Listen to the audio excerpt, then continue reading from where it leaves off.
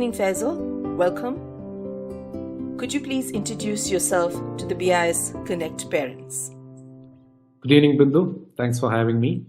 I think it's a wonderful initiative. My name is Faizel A P. My friends who are close to me called me Faiz, and my office, most of the people called me around Fuzzy, and that's what means. My kids, Liana and Noah, is studying in BIS. They are in third grade and fifth grade. We have been associated with BIS for last 6 years, a little more than 6 years, I would say. Yeah. That's nice to hear. Tell me a little bit about your childhood. Well, interesting question. Yeah, I grew up in a small town called Thrissur in Kerala. It's a town close to Cochin. So this city of ours, we are known as the rappers of Kerala because we kind of speak like a sing-song kind of way, and we've been, people make fun of us for that. But it's been a nice, interesting, fun childhood I had. I grew up around close to 8-10 years in that town, and the interesting thing about the town is it's a cultural city like Mysore. And there are a lot of cultural institutions like Literature Academy, Drama Academy, Music Academy. So we got a fantastic exposure of, kind of jumping the wall and going to the other side and chatting with people. And I didn't understand about that, exposure I got in childhood till I kind of, came to Bangalore and started speaking to people. And it was a very valuable experience. Other than it was like a very, free-wheel, nice, good childhood with walking around, lots of space, a lot of sports, a lot of arts. So it was a very happy childhood I had.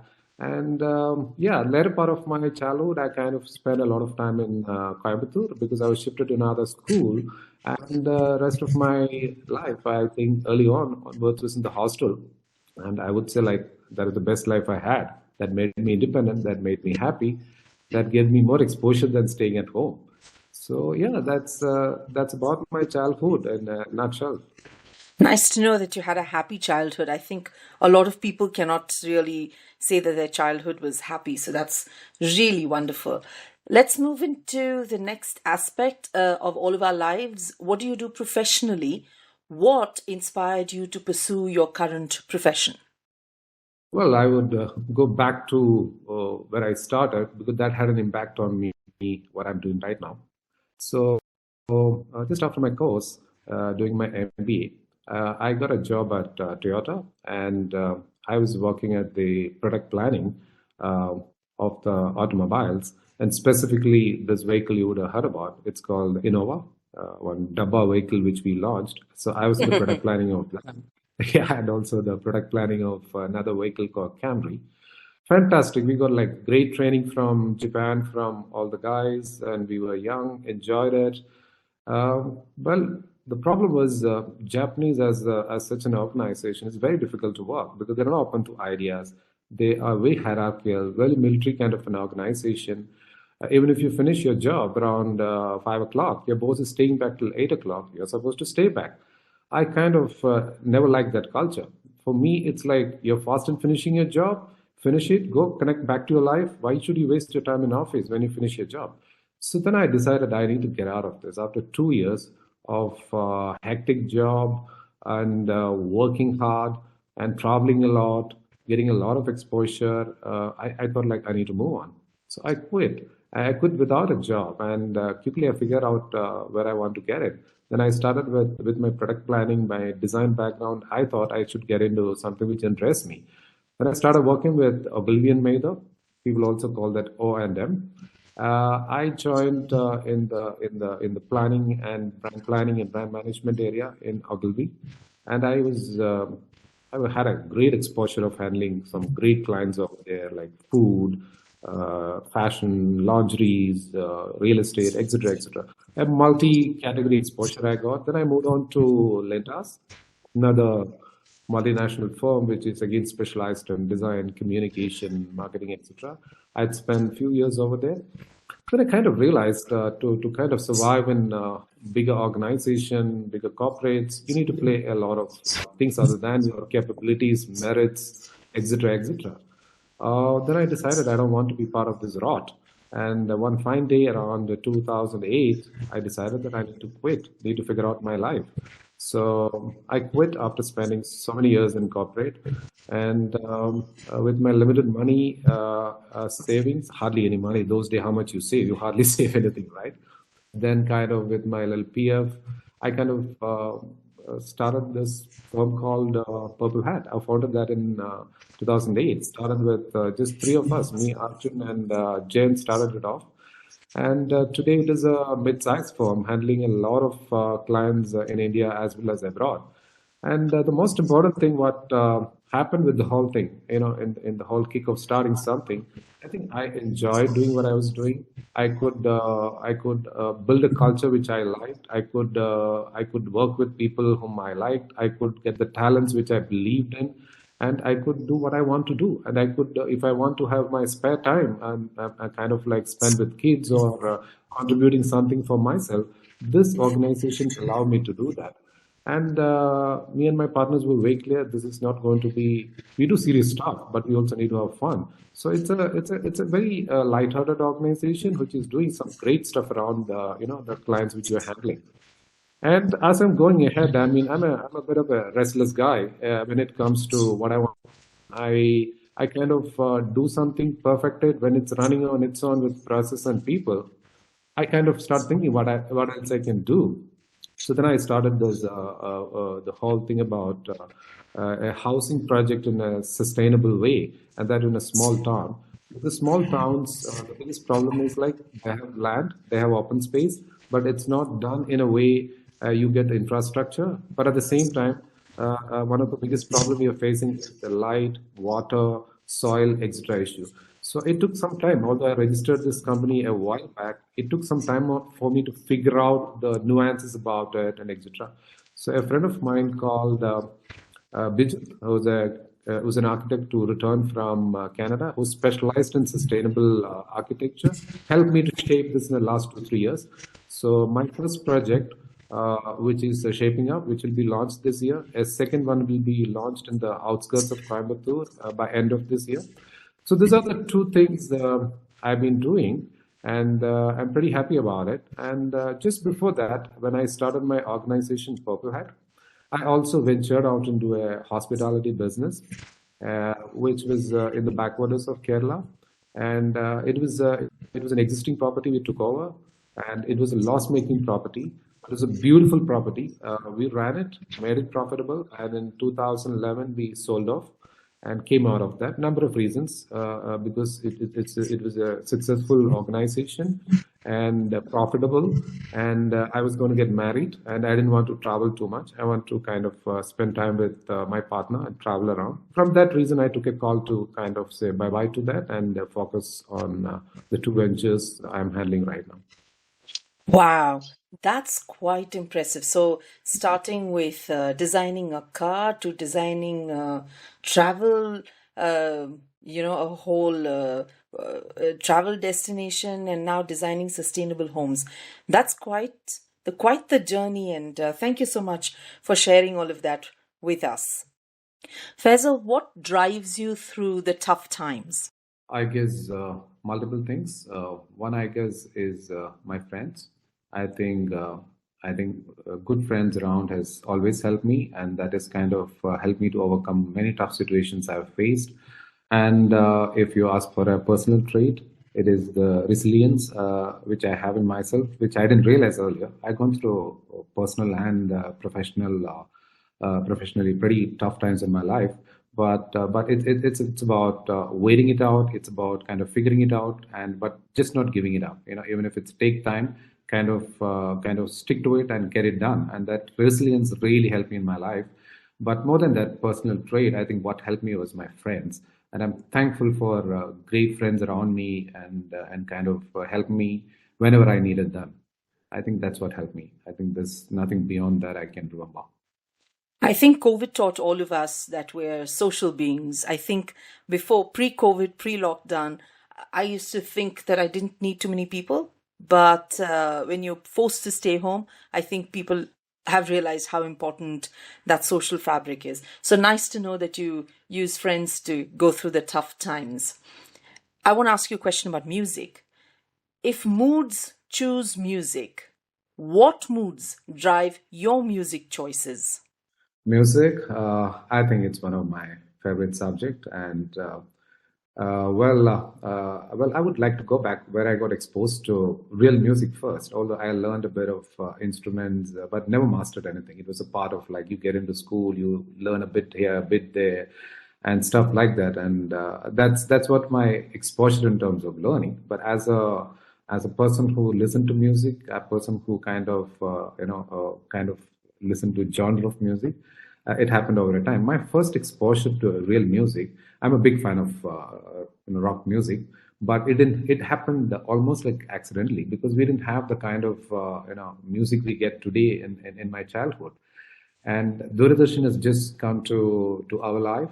And 1985, I think the TV was just came to my home. And in 1985, there was a live Earth performance. I don't know, Bindu, whether you remember it. And it was a revelation for me because that was probably the first live performance on a national TV. And for me, I was stunned. I mean, the different kind of rock music, from U2, Bob Dylan, and how can we forget Queen, uh, Freddie Mercury. I mean, one of the best performance in their life. And I will never forget. Later, I learned that Freddie Mercury and team were well prepared to kind of give that kind of a performance. It was a forceful performance. I had never seen such kind of a performance. And for me, that was a big step into the world of rock music. Then onwards, I started pestering my cousins who come from Gulf or my friends who come from bring some tapes so that I can listen to rock music. So till date, it's one of my favorite music, and I kind of love listening to U2. I kind of love Mark Knopfler, Pink Floyd, and all this music when you're talking. I make time to go there and watch their live performance as well. The last big live performance I went, we went all the way to Barcelona. I mean, Wow. from yeah. That was the last performance of AC/DC of the Mm. full lineup. Angus Young and Brian Johnson all performed. It was on the Olympic Stadium. After that, Brian Johnson have a speaking and I think hearing problem. He kind of stopped singing after that. That was like a one hell of a performance. So I love music, and but it depends on like again the music is much more evolved today. There is so many genres, subcultures out there. When I go for a drive, it's not usually rock music. I kind of listen to remix. I love listening to melodic house, and when I'm with my friends, we are partying, having a good time. We kind of go for house music. I don't know whether you're familiar with house music. Yes. Yes. Yeah. So I love progressive house, deep house, melodic house. Yeah. So I have this some favorite bands called Lane 8, Blaze. It's got a few like that. Chilik Ahmad. There are quite a few hundreds of people out there. These kids are phenomenal. The kind of work they do and the experiments they do, what they come out with. It amazes me what they can do. I mean, earlier there was rock music and few other genres. Now, if you look at it, like each genres has got like 10, 20 sub-genres. I enjoy music all the time, and I'm so happy that in spite of all this tech proliferation, the kind of music we're getting, we're blessed. Thanks to these kids, what they're doing out there. Wow. I wouldn't have picked rock music followed by a house for you. I think, yeah, it was Faisal. What would he listen to? Not rock and house. That's quite cool. What do you think is unique about the cultural fabric of Bangalore? Well, I love Bangalore. I came here when I was very young, and I was a college student, and I spent most of my life in the city. It's pretty much 27, 28 years in this city, so that's like qualified as Bangalorean. Well, what I like about this city is when I came in, I fell in love because of a couple of reasons. Of course, it's weather. I mean, it's you don't need to talk about that. I think it had a charm, that post-colonial charm, Mm. which was unbelievable in the city. It was small, everyone knows everyone. You take a walk around MG Road, you'll meet at least 10 people who know each other. So I love it's kind of I grew my life, my personality, my everything grows around in the city. I made my friends, everything was in the city. My music, exposure to music, my exposure to many things in life all happened here. I evolved as a person in this city. So personally, I have a huge emotional attachment to the city. But what happened over time is also I realized this city is open to many things. People are warm, they're open to things, they're open to ideas. It's one of the most progressive cities in India. And yes, today it's a megapolis. It's a massive city.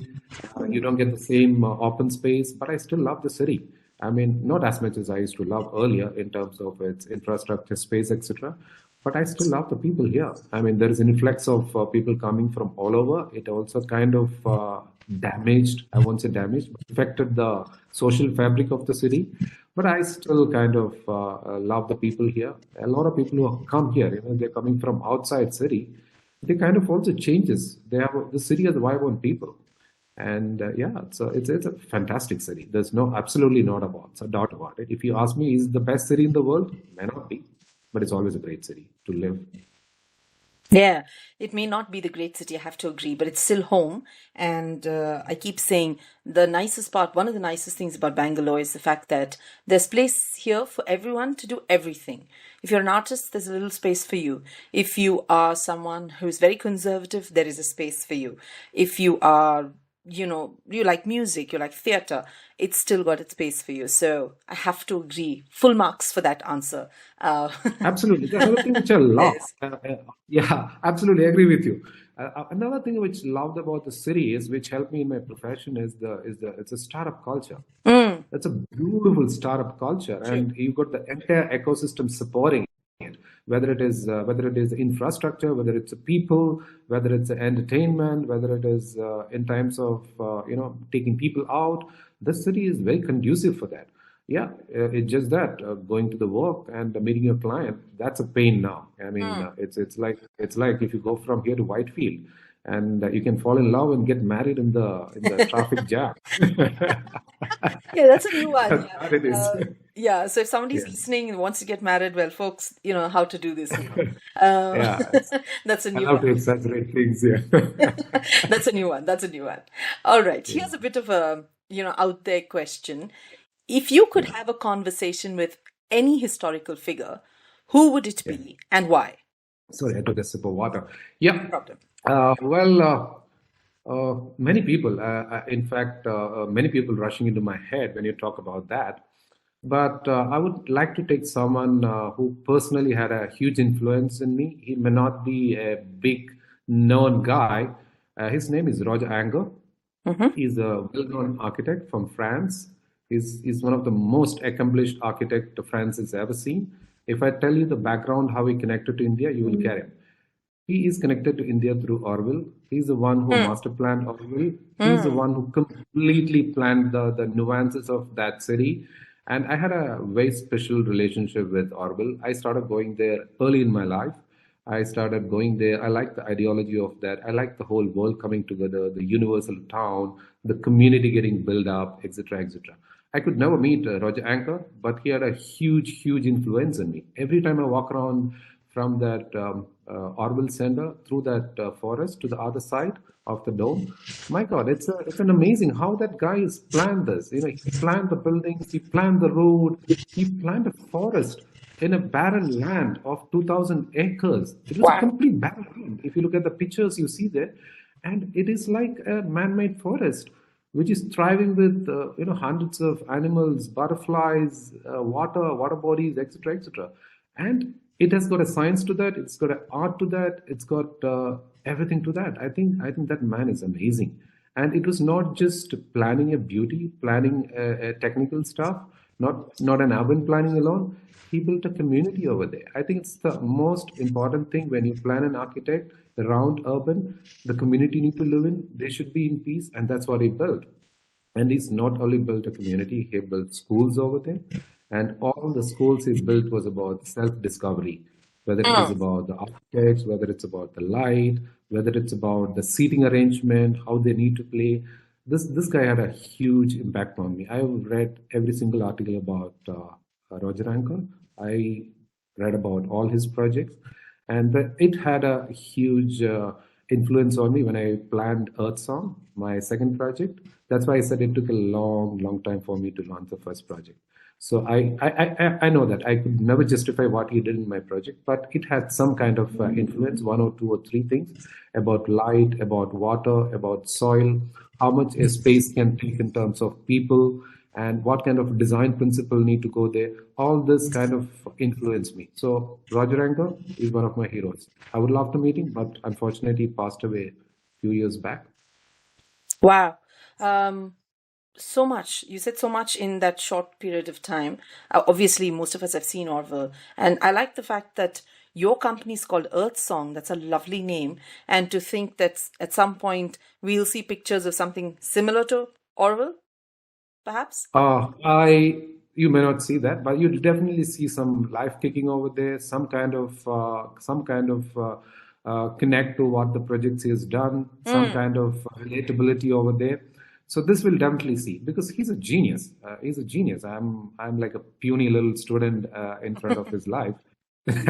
But I will try to do that because see, when you have someone like that standing in front of you, a phenomenon standing in front of you, you kind of get inspired. You try to do a few projects which kind of pushes you, and what it does is like you may not match, but you kind of try not to do stupid project by people who are kind of around you or kind of inspired you. That's what he does to me. Yeah. So I kind Interesting. of not only kind of uh, inspired me. I take my kids, I take my wife, and we often go trips to Orville. And we don't stay in Pondicherry. Pondicherry as a city never inspired me except the White Town. But Orville, the life around that, the farming around that, and the art and culture around there. A lot of my friends who runs theater academies, etc. So we go there. We spend a lot of time over there, and I take my kids for a long walk across the campuses for them to realize how someone could plan such a project, and it takes decades to complete. It's a learning. It's a huge learning for any kid you take over there. It's like often you take them. Each time you go there, you kind of learn a new thing from that place and the kind of people you met. I mean, this is some story I have to share with you. I'm sorry to digress here. No Last time I problem. took Noah and Leanne over there. Interesting. We came out of the dinner. I met this guy called Akhilesh. Is an Austrian. They all have Indian names. This guy is straight out of the Star Wars, standing out there, and he wanted to share a cigarette with me. We had a cigarette, and imagine he's worked along with Roger Anker, and he's a forester of that 2,000 acre project. He's the one who looks after that. Had a Lovely. long chat, yeah, long chat, and also my kids were there, and they could understand how the forest is taken care and what he does, and how much he's involved in that, and how he planned, etc., etc. So it was each time I take kids over there, we meet someone, and they kind of learn a lot from there. Super. That's superb. Moving on now to the next question. What have you learned from success and what have you learned from failure? Oh, well, from a from a philosophical point, I think it's both a part of our life. But I think success is not everything. I think I always believe you have to fail in life. That's the only way you learn. And it's not that you have to fail, but I think failures are good, and that's the only way you kind of learn a lot. I kind of, whenever my kids make mistakes, whenever they don't get what they want, I kind of think that it's a good thing they need to go through. That kind of stabilize them emotionally. They kind of understand that there is setback in life that prepares them for life, and that's how I see. Personally, in my kind of thing I do, because I'm an entrepreneur, I kind of kickstarted a couple of companies, and the success and failure is a part of our life, and we live with that. We live with that, and I have made mistakes. I have failed in a couple of projects within my companies, and I have lost clients, but I learned from that. I mean, it's like you have to learn from that mistake and kind of rectify, go through the pain of it, and see what you can do to kind of overcome that. And yeah, but you don't make the same mistake like multiple times. That's a blunder. But Yeah. I think you have to go through this, and that's how the life is. Yeah, it is true. Part of life is just having to deal with both, I think.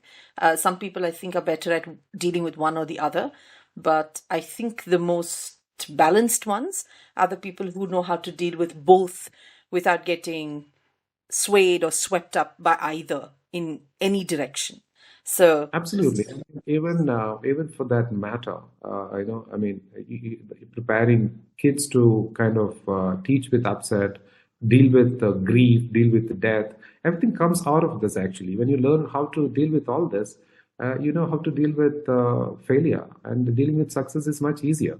Although it has got its own pitfalls, but I guess one has to learn as you live by. hmm. Shifting gears now, let me ask you what you find inspirational about BIS.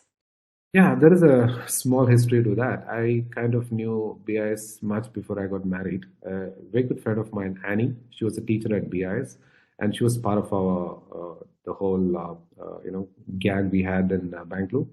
And she was one of the best teachers, and she was very close to Shibani. And she used to talk a lot about this school, and I was like, wow, I need to go to the school, but I never went to that school until I had a kid. And so I used to know about this kid. So when about the school, when Noah was born and he was ready to go to school, I kind of called Amani and said, I can't think of any other school but BIS because that's the only school I know in and out. And can you help me to kind of connect with the right person? So she said, like, explore, go explore, you have time. So she put me across to Shibani. And and I kind of went there multiple times, had chat with Shibani, and I was convinced. So inspiration about the school started right from there. One, it's a small, tight-knit community. It's got a culture. It's got a charm to it, and most importantly for me, it's very grounded. It's not a big school, and it's not driven by people from outside. So I kind of always fell in love with the school. I mean, for me, more than inspiration, it was falling in love with the school, and I don't think I have that love has gone away. That's heartwarming. Someone who chose the school before you got married. Now that's really. Not really, not really. I really liked school. I never thought my kid was going to study when I met Annie, but yeah, that is the truth. But I always had a good regards for the school much before I came for admission over there. Hmm.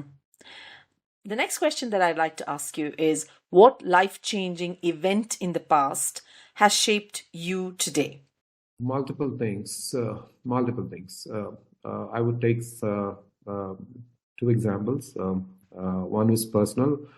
In 2015, in a very special circumstances, I have to take care of or take charge of my nephews, my sister's kids. I'm not getting into the detail over there. Sure. I had two kids at the time, both were very small, and I have to take charge of kids who were 3.5 and 5.5. That was a very difficult task, and where I have started my company, it was kind of going to places, and I never had time at the peak of my, the company, which is kind of doing very well. I have to get involved in this, so it was not easy for me. It took time for me to figure out, and I thought like I'm going to lose one side, either the kind of task I'm putting or the kind of time I'm putting into this kid's life or the kind of time I need to give for my company is not going to justify. But then I learned that when you have too many things to do, whether it's emotional, logical, or professional, you find a way to come out of it. You find time. You kind of don't waste time in life. So the next 7 years, including today, I take care of that kid's education, take care of life. They don't live with me. They live in another town, in another school, in a hostel, but I'm kind of involved in their life, involved in their education. This kind of changed me a lot. And it's a very tough because these are not your kids, but these are also kids whom you're responsible for. So it taught me a lot. It taught me a lot in terms of managing life, managing professional life, managing personal life, and most importantly, managing kids. And I'm glad one of them is going to be a teenager, and I've learned a few from managing him. I think that's going to help my kid who's 10 and a half. So I'm prepared by dealing with this. So yeah. Wow. God bless you for taking on all of that responsibility. It couldn't have been easy. That's quite some things that you've got going on your shoulders, and I'm obviously glad it's that hard. such Yeah, but I'm glad such situation came up in life because that's when I think your character shines through. You kind of Mm, learn, you kind of this is reality of life. We all got to mm, face it at some point of time. mm. So it's just that I didn't shy away from it. I just plunged into it and did it. That's it. I mean, and I'm glad I did it. Wow, interesting. What is the one thing about you that most people don't know, but you wish they did? All right, this is not a secret.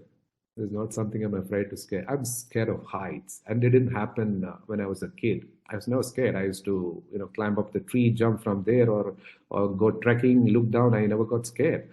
I think this happened like some 10, 20 years back, and even I didn't know this was there. We went to this Neuschwanstein castle in Germany with Astrid, and we were crossing that bridge, and this was at a certain height, and I started shivering, I started sweating, and I didn't understand what was going on. And this continued from there. Then onwards, I at a certain height, I have this fear. If I kind of cross a bridge and if I go to the edge of a cliff, it kind of I'm not very comfortable, and then it's kind of I get an eerie feeling out there. I think that's one. That's my personal thing, and people don't know that I also do a bit of farming, and even my wife came to know about it a bit late. So my dad is into plantation, and one day he asked me, like, I mean, we have some extra land over there. What would you like to do? So, being a guy who go into the detail, which is me, I kind of said I want to do some pineapple plantation over there. So we had some good people to help me out. In spite of sitting in Bangalore and traveling often there, I kind of figured out a way to do organic farming. It's very tough to do in a smaller quantity of land over there, and I'm doing it for like last 3 years. But am I making money? No, I don't make much money. When I go home, some of the pineapples get sold. The rest of them, some of them I bring back to Bangalore and make some marmalade out of it, give it to friends, have fun. So this is more fun part of me. I mean, this is not to make money. So we'll see. One day I retire. I kind of become a farmer who supplies artisanal pineapple to all of you. Yeah, and kind of get out of this pressurizing design life. Wow. Let's see. So we Hope have it happens. Yeah. yeah. So if we need pineapples, we know who to reach out to right now. Yes, you know that. All But right. you'll also get marmalades. You'll only get marmalades right now. I've never had a So pineapple this, marmalade. I've only ever yes. had orange marmalade, you know? Yeah, pineapple marmalade is it's interesting. I mean, I also kind of learn how to make it. I kind of like to make it without any preservatives or artificial binding agent. So it took me a long time to find out. So I use chia seeds. I use a bit of apple cider, etc., etc., so that it doesn't need much of pectin to kind of comes together. So this experiment has worked, and it can still kind of last for 6 to 8 months if you keep it in the fridge. So these are fun stuff. Kind of, it kind of relaxes you a bit. Kind of, keep you going when you do the routine stuff in your organizations. That's what Excellent. it is. Pineapple marmalade. Excellent. What are your thoughts on the concept of a woman seeking permission, whether in personal or professional contexts? Please explain. Well, I think first of all, in my whole thinking, woman is a creator. He's a creator, and man is a less creator. So why does a creator need permission from someone else? I really never got this right, and I kind of questioned this to many people. Women doesn't need permission. Yes, there are socio-cultural issues. There are other issues which surrounding every country, including our country, where women has its own issues. They need permission. But I think it's high time everyone realizes that creator doesn't need permission from anyone else. I this thoughts were imbibed in me by one of my teacher who taught me my early days, who's also kind of I was in touch throughout my adult life. Her name is Sarah Joseph. Is one of the foremost feminists in the country. Who's is one of the biggest writers who's won all kind of awards across, and she's the one who kick-started the feminism, probably in the organized feminism. for the benefit of downtrodden people who's underprivileged. That's where she kind of propagated, not in an urban scenario. People who needed help, and that's where she kind of propagated the whole thing. And she was one of my teachers, and she kind of helped me all the way to realize this whole facts about this. Yes, I think in today's scenario, women has much more freedom. It's kind of coming across. But if you go to the small towns, rural areas, the financial dependability, the patriarchal system still exists in one way or another. But I think it's a matter of time with the kind of kick-ass generation we're going to have. This is all going to disappear. Nobody's going to need any permission from anyone. I don't think that's going to help anyone anyway. I really hope that what you're saying will happen very quickly and move from the urban sections into the rural parts of our country, because we certainly need more men who understand this, not just for the women to kind of empower themselves, but I think it's for the patriarchs to realize what you just said and to start implementing it. I think for the greater good of society and for all our better futures. What is the best piece of advice that you have ever received, and how has it influenced you? Well, yeah, I mean, there are always some advices you get my friends, from your family, from your everyone, right? So this is something which is very interesting, very simple advice. This is from my grandpa when I came back from hospital from Coimbatore. So he was asking me, what do you want to do? I mean, this was in the initial, I guess, the high school time. I said, I'm not sure. So he said, like, get out of this small town and find out what is happening in the world. And that had a deep impact on me because I already out of home, and what else I need to do. So the message was very clear: get out, keep exploring, and that's what I did in all my life. I was a wanderer. I traveled around. I kind of settled in another city. I kind of find my ground over there. I kind of started something which I never thought I would start. So I think all that had had an impact on me. I mean, although I don't say that that is advice which got me here, but definitely all that combination of that, and probably some other advices from friends here and there. But this is something I vividly remember because it's a simple one. I mean, it's not a deep advice or a philosophy is given me. But just get out of here. I mean, there's much more in the world to do, and that's what exactly I did. So Trishu's loss and Coimbatore's loss became Bangalore's gain. Wonderful. No, it's not a loss of Bindu. I'm still going back there. I'm giving back to that. My Wow. projects run there. Yeah. On the No, Earth song. yeah. No, True, true, I'm true. deeply connected to my roots, and I love all those things. I mean, if you don't love your roots, then you don't love your friends. You don't love your people close to you. So I Yeah, think all this is interconnected. I yeah, think we can't pretend in our life we like something else and we don't like this. I mean, there yeah, is a logic to that. There is a connect to that. yeah. The giving back is very impressive. But Absolutely. what I was saying is that you're not living there, that you're living here. So it's Bangalore's gain. That's what I was trying to say. But the giving back is quite amazing. Moving to the next question. Is there a particular book or movie that has had a significant impact on your life? A lot of books, a lot of movies.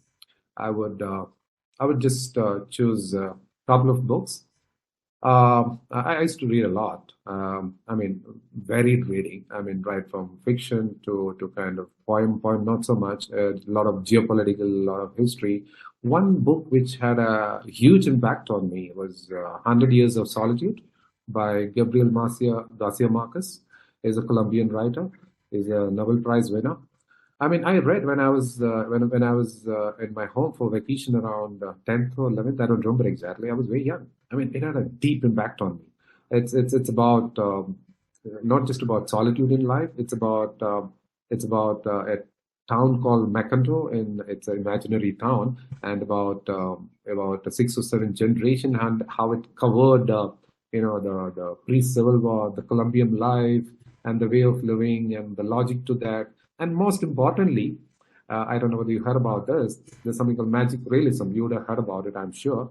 That was the first time I realized. I mean, this is the book that kind of came out with a concept called magic realism, and I kind of really enjoyed it. And then I fell in love with this guy, and read all kind of his books. Love in the Time of Cholera, multiple ones. I mean, he's one of the finest writers I've ever seen. But then as you grow, you also kind of move on from fiction. You kind of get on to much deeper subjects. So another book which kind of impressed me, the author was Ellen Malloy. She's an artist naturalist who lived. She passed away as well in Southwest America. And this whole rugged thing, it's about the mountains, how she writes about the colors. And one of the book, probably if you're interested about Ellen Malloy, is The Anthropology of Turquoise. Very interesting. Both these books had like huge impact on me. I may not go back to read 100 Years of Solitude again because it's also depressing in a way. But I would read Ellen Malloy's Anthropology of Turquoise again and again. My wife keep asking me, wherever you go, you carry this. Every second trip, you carry this book. And I said, yeah, it's good. It's not about story. It's about it's about nature. It's about how it evolved, and it's her interpretation about the whole thing. And it always kind of had a huge connect with me. These two books, yeah. Yeah, the thing about books is I think as you grow, they seem to change a little bit on you, especially the favorite Very ones true. that you read. Very true. So, Very true. Very true. Yeah, yes, yeah. so you probably get a Agree little with you. different perspective every time you read it as a Yeah, and older, you never, wiser. yeah, absolutely. But you kind of like never forget some of these books, whether you read in 10th grade or whether you read when you're 20, 25, 30. These are things you always remember for a very, very long time in your life. Sure. What are your goals or aspirations for the future, both personally and professionally? Well, I haven't really thought about it. I mean, yeah, I mean, like being an entrepreneur, being somebody who started my own stuff. Something I wanted to start was a second project, which is already going on, and that's one project. The Earth Song is one project I'm going to put a lot of time from here onwards, and that's something I'm going to nurture, something which is going to stay with me for a very long time. And the kind of the firm which is into design. Design is a younger man's world. So maybe 5 or 10 years, I don't see myself at the front line on this, or even the design world itself is going to change drastically in the next 2 years with the kind of AI technologies and stuff which is coming into the picture. So it gives me a kind of a good chance to go back to doing earthy stuff, and I would also like to go back to teaching, which I used to do a lot when I got married before having kids. I used to teach in a couple of universities, subjects like consumer behavior and design, which I stopped because kids came into my life and I never had time because teaching is fun. Sometimes it's not fun because you have to prepare a lot and you have to dedicate yourself a lot. Because I used to go around 8 to 10 in the morning to teach the kids at the university, come back to my firm. I didn't have that kind of luxury of time when kids came into my life. I still do that as like once in a while, 2 hours lecturing, come back. But I don't take up courses and do that anymore. But something I would like to go back and have fun with youngsters. It's way back. For me, it's more than giving back. I think it's also for me to connect back to the young crowd and learn from them. So that's something I would like to do. And of course, pineapple farming. How can we forget that? Let's figure that out. So I'll figure that out. marmalade teaching in design. Lots on your plate. Hopefully, things will change. I think there's huge change happening all over the world, Correct. and we seeing like things can change in the next 1 or 2 years. And I will say I'm not going to do farming. I'm not going to do teaching. I'm going to do something else. This is also going to happen. True, So true. let's wait and see. I mean, we have to take it easy. That's the Correct. way I see life. There's no Absolutely. hard and fast rule out there. I completely agree. With ChatGPT, you don't know what else is going to happen. So, just hang in there There are hundreds of chat GPTs going to come. Correct.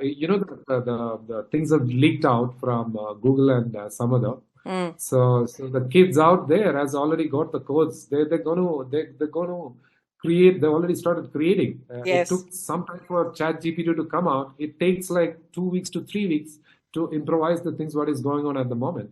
Sure. So I think the time to roll out this kind of product is shortened, and we're going to see that very soon.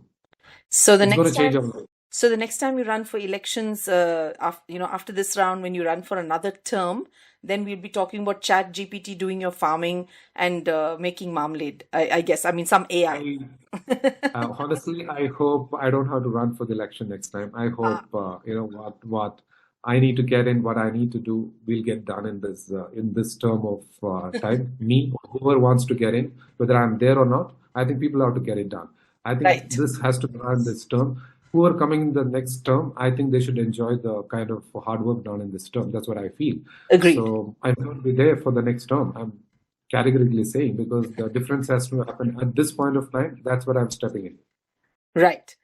The next question I would like to ask you is, in most problematic situations, would you make your decisions and find solutions based on black, white, or gray areas? Well, black and white is pretty boring, right? It's like there's black and white, but it's too logical, and I don't want to see that way because if you look at anything in life, there is no black and white. I think most of our life is in gray. That's how we figure out things. Black and white is not just boring. It's very conventional. It's routine. That's how you've been taught to do. I mean, there is always when you're growing up as a kid, there are always parents who tell you this is how it is, and that's how you're supposed to believe. But gray areas where everything, the emotions, the creativity, the ideas, the pain, the figuring out, it's all in the gray area. I mean, if I never believed or I never kind of ventured into the gray area, I will be working for Toyota and kind of churning out those cars, and with a big pot belly, I'll be sitting there with my kind of looking away from black and white, of not just sticking to one job for the lifetime or kind of shifting to another corporate life and growing over there and being part of that hot politics. I moved away. So I think I'm a big believer of gray, black and white. It will be there. Certain things in life you need black and white, but I think most of the time it's gray, is what I feel. That's a very philosophical answer. I never thought of it along those lines. I think, Wait, okay, I will also give you the other part of it. The gray is arrived of, it doesn't really, I mean, it's not a, it's a combination of color. If you look at it, it takes from black and white and you make gray out of it, right? correct. And if you look at it, none of these colors are in rainbow as well. So there is some fact to that, right? Which kind of connecting back to black and white and gray, which you kind of express in life and philosophically. Interesting. Very interesting. Last two questions, Faiz, and casual ones, I mean, fun ones. Yeah. Do you have any hobbies or interests apart from pineapple farming that you're passionate about? Well, pineapple was not even a big hobby. It was just something where I got bored at some point of time in my life, and I saw some land and I did it. What I really like as a hobby interest in my life is sports. And I always been in sports. And some of the things which, when I was growing up in my family, was three things I always noticed. One is politics, because my granddad was a lawmaker. Another was education, because he used to run a school. So we used to always help him out in that. So we used to always discuss about the possibilities of that. Another one was sports. Most of my uncles, my dad, they were all into football. They were all football players, and my dad was a university player. So I took up sports early in my life, and my dad hoped that I will take up football. And he put a lot of money for me in the hostel, and I kind of never excelled in football. And one day I came back and said, "I've been elected for going for national championship." And he said, "Football? No, it's handball." Oh, what is that? It's exactly the opposite thing. So I was so I was always in sports. I kind of was represented the country at one point of time. We played once. I played In once for handball? the junior, yes, junior international, and I played multiple nationals Super. in the country. And as I kind of came out of university, there was less chance to play, and handball is not like football. You not find clubs or players everywhere. Coming to Bangalore, I couldn't play much of it. So I got into other smaller sports here and there, and kind of like last 10, 12 years, I got into very different sports, very serious about it. One is diving. I'm a scuba diver. I'm an advanced diver, certified diver, and I do dive across wherever I get a chance. And I was specializing in wreck driving, shipwreck driving. That's what I was specializing now. Whoa. It's a quite a bit of job. I couldn't do it. I started when pandemic was going on. and I couldn't dive and kind of complete it. And post-pandemic also, I couldn't get much time. So I've started my diving, and hopefully I'll take another 1.5 year to get certified in wreck diving. Another one I started recently, couple of years, is surfing. So this is something I always wanted to do, and I thought I was getting older and I could never learn. And one day I thought I will just plunge into it, and plunged into it, and I kind of completed my beginner's course. I'm into intermediary.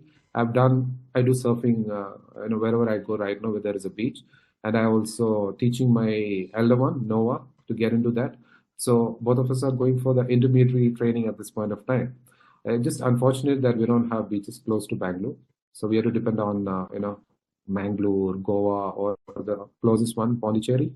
So these are things which interest me and what I do in my life, and I think, I mean, being love with sports, I mean, I have to get into something else which really interests me. So That's amazing. I don't think I've met anyone who's into surfing and serious scuba diving and yeah, I'm here. wreck diving. Now I know. Now I know. I think you also Yeah. answered my last question of what you like to do for fun. Is there anything other than these couple of things, or have you also answered my final question? I think I've pretty much covered everything, and I think apart from that, what I mean, spending time with family, spending time with kids, that is also a fun part of it. But I kind of make it a point. I mean, if I get a time, I kind of involve them in activities. That's where the fun comes out of it. Otherwise, I kind of pretty much told about everything about the fun thing I'm having in my life. That's wonderful. Yeah. What Thank you. I do is also, I mean, probably I can cover is that I also do some work for in my spare time. I mean, I've been doing some work for a school which is based out of educational trust, which is based out of Tamil Nadu. It's called Suri Educational Trust. This is set up by a lady called Parvati. She returned from Canada, and they set up their farm retire life, and they kind of set up a school over there completely free for the kids who couldn't study. Kind of empowered the women over there, taught them how to teach, and they employ the local women, the rural women, to teach them. So I kind of help her with the multiple things, her course materials, her designs, kind of whatever she requires. So I've been associated with this school and Parvati for a very long time, and I've been helping her. So that's something I've been doing. Call it fun, call it whatever it is. I kind of do it for some time right now. Oh, that's So that excellent. kind of completes me. That's excellent. That's excellent. That really does bring us to the end of what I had to ask you. Before we leave, would you like to say something to the parents or to the listening audience at large? I think we need to unite together. That's the only way we can get this right. I think we have to forget about all the kind of talks that's going on, all the kind of smaller issues what have been created. I think we need to come together as a community, and that's the best way this can get sorted out. And why should we keep hatred? Why should we keep anger? Why should we keep all those things in our life? Let all the negativity go out. Let the good things come into our life. And who benefits? Kids. And end of the day, the parents are also happy. We need to have fun. I think we need to get all this out of our way. I think this is according to me, two small things to concentrate in life. We need to kick all this out. I think let's have fun. Let's concentrate on bigger things. Let's have something happy to look ahead. That's a perfect note to end this on. Thank you so much, Faiz, for all your time and all the very best for the future. We just hope that you will get into the board and put all this passion into the board and do really, really well for yourself as well as for BIS. Thank you very, very much. Thank you, Bindu, for having me. It was fun chatting with you, and let's hope everything fall into the place soon. All right. Thank you. Take care. Bye-bye. Bye bye. Bye.